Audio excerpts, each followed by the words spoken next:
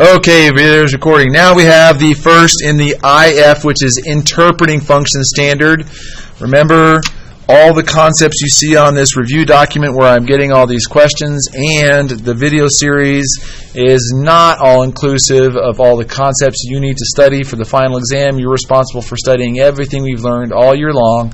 This is for the Math 2 second semester, spring 2019 final exam review video series. Now, when they say, or when the book says, or when the test says, or when the SAT or ACT says, find the roots, they're actually saying very simply solve, find all the solutions.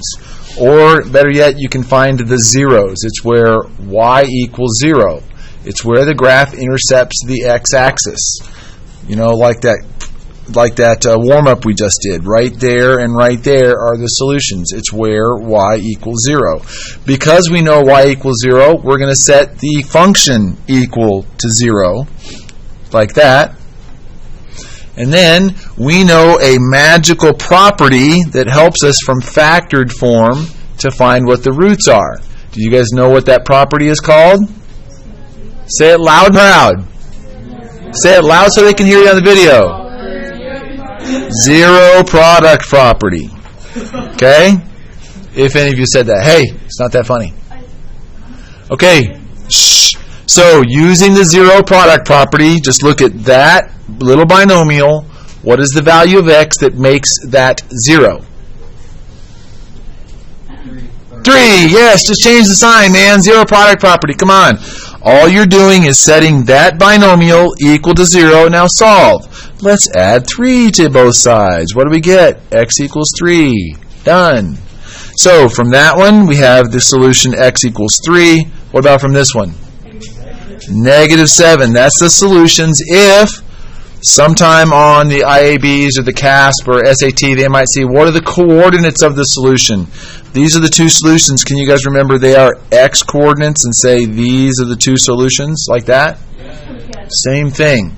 Okay, so what are the solutions to this equation? X equals, and what do those look like as coordinates? Perfect. You guys are professionals. Question?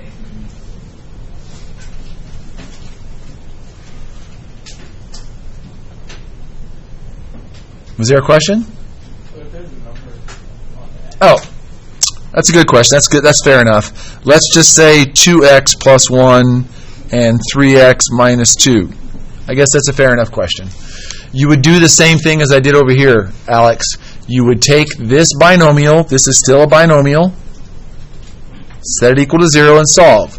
Subtract 1, divide by 2. Do you see that? Subtract 1, divide by 2.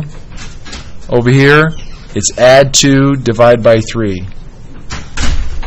So if you want to think about it, it's the same thing every time. It's whatever the opposite sign is divided by that constant. It's the same thing over here. It's this opposite sign 3 divided by the constant there, which is 1. So that's why it just stays as a 3. Okay, that's good for that video.